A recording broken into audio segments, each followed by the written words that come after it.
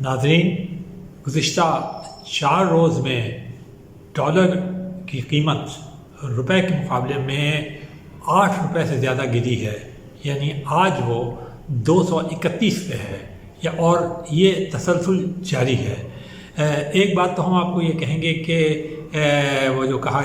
گیا ہے کہ جا رہا ہے اخباروں میں کہ اسحاق ڈار صاحب نے وزیر خزانہ کا جو چارج سنبھالا ہے اس کی وجہ سے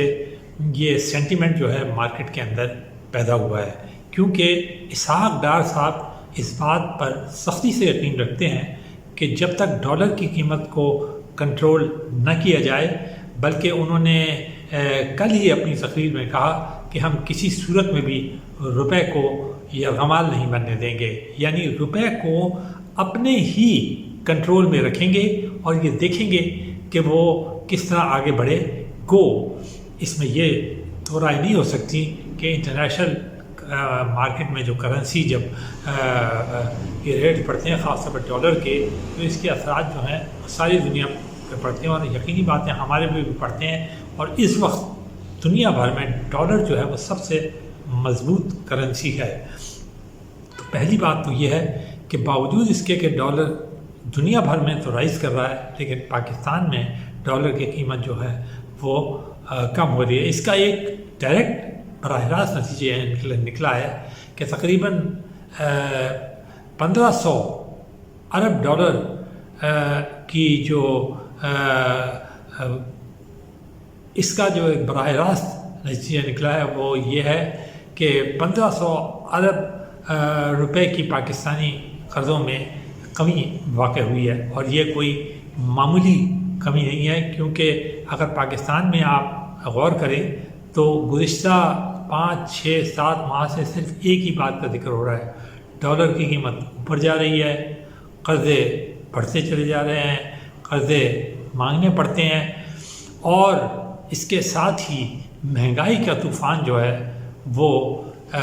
آسمان کی بلندیوں کو چھو رہا ہے، جس کی وجہ سے اصل میں عام آدمی جو ہے وہ شدت سے پریشان ہے۔ ڈالر کی وجہ سے بھی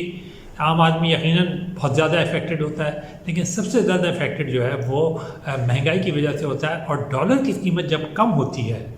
تو جو کموڈیٹیز کی قیمت ہے، کیونکہ آپ امپورٹ کرتے ہیں، بہت گندم آپ امپورٹ کرنا پڑتی ہے آپ کو، آئل کھانے کا تیل آپ امپورٹ کرتے ہیں، مشینری امپورٹ کرتے ہیں، اور دوسری چیزیں اور کھانے کی دوسری چیزیں بھی امپورٹ کرتے ہیں، تو وہ ساری کی ساری چیزیں اگر ڈالر کی قیمت کے مقابلے میں روپے کی قیمت زیادہ ہے اور روپیہ مضبوط ہے تو وہ خود بخود وہ قیمتیں جو ہیں وہ کم ہو جاتی ہیں۔ تو ایک طرح سے مارکیٹ کے اندر یہ سینٹیمنٹ پیدا ہوتا ہے کہ ہاں اب قیمتیں جو ہیں وہ کم ہوں گی، اور سب کی یہی دعا ہے کہ ہاں ایسا ہو جائے، کیونکہ لوگ یقینی بات ہے مہنگائی سے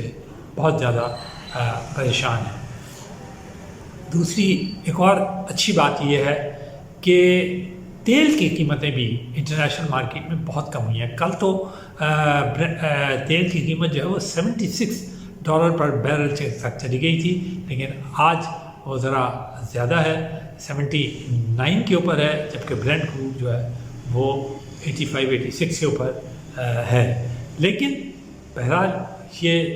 اس سے بہت کم ہے۔ آپ کو یاد ہوگا ایک زمانے میں 130 تھا،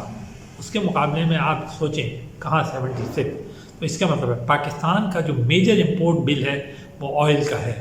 اور یہ جو تیل کی جو قیمتیں بڑھتی ہیں، پیٹرول کی جو قیمتیں بڑھتی ہیں، اس کی بڑی وجہ یہی ہے کہ ہمیں پیٹرول کی بھاری قیمت ادا کرنی پڑتی ہے۔ تو اب اگر یہ پیٹرول کی قیمتیں گرتی ہیں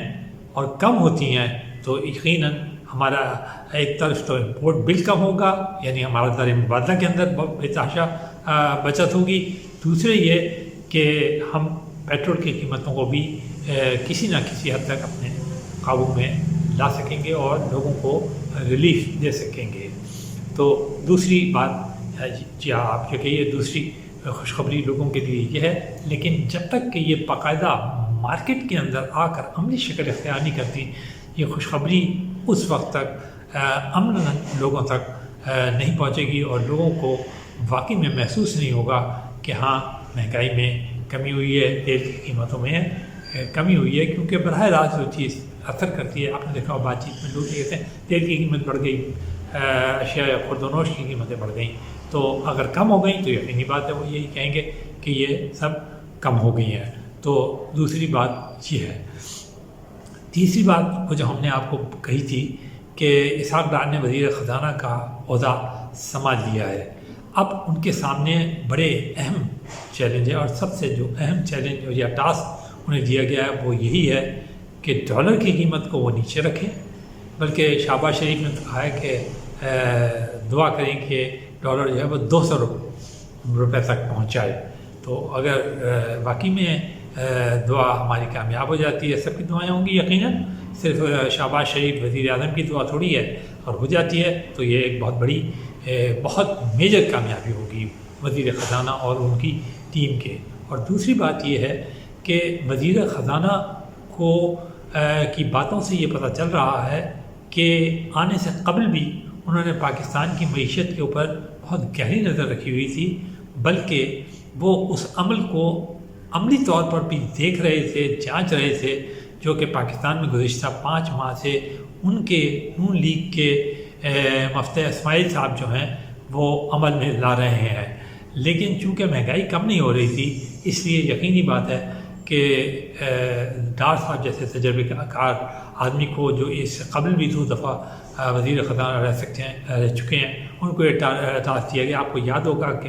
کہ جس وقت 2017 میں ان کو ہٹایا گیا تھا، اس وقت پاکستان کی گروتھ ریٹ جو تھی وہ 5.9 کے اوپر پہنچ گئی تھی، اور تمام عالمی مالیاتی ادارے نہ صرف پاکستان کی تعریف کر رہے تھے بلکہ اس توقع کا اظہار کر رہے تھے کہ اگلے سال یہ اس سے بھی زیادہ ہوگی، 6.9 تک پہنچ جائے گی۔ اور جو ہمارے ارد گرد جو ایک سینٹیمنٹ بنا تھا کہ قیمتیں جو گروتھ ریٹ ہے بڑھ رہا ہے، خوشحالی بہتر ہو رہی ہے، اسی صف میں پاکستان شامل ہو جائے گا۔ لیکن افسوس کہ جیسا کہ ڈار صاحب نے کہا کہ پاکستان تو یہ سوچ رہا تھا کہ وہ G21 کے اندر جا کے بیٹھے، ان ملکوں میں جن کی معیشت مستحکم ہے، اب پاکستان 54 کے اوپر ہے۔ تو اب توقع کی جانی چاہیے کہ ڈالر کی کمی، تیل کی قیمتوں کی کمی، اور اگر مہنگائی کی قیمتوں کی سائیکل بھی اب نیچے جا رہی ہے۔ اور ایک اور اچھا سینٹیمنٹ جو ہے، جو کہ ہمارے لیے دکھ کا پہلو ہے، وہ یہ ہے کہ سیلاب کی وجہ سے پوری دنیا میں پاکستان کے لیے ہمدردی پیدا ہوئی ہے، اور ساری دنیا یہ کہتی ہے کہ پاکستان کی مدد کی جائے۔ اطلاعات کے مطابق 2 ارب ڈالر جو ہیں وہ ورلڈ بینک دینے کے لیے تیار ہے، 1.25 بلین ڈالر جو ہے وہ ایشین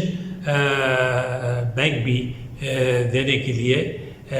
تیار ہے۔ تو اگر یہ ساری رقوم بھی آ جاتی ہیں اور یہ سارے اسٹیپس یعنی جو ہم نے آپ کو بتایا ہیں معیشت کے حساب سے آتے ہیں، تو پھر یقیناً بہتری کی امید کی جا سکتی ہے، جانا چاہیے۔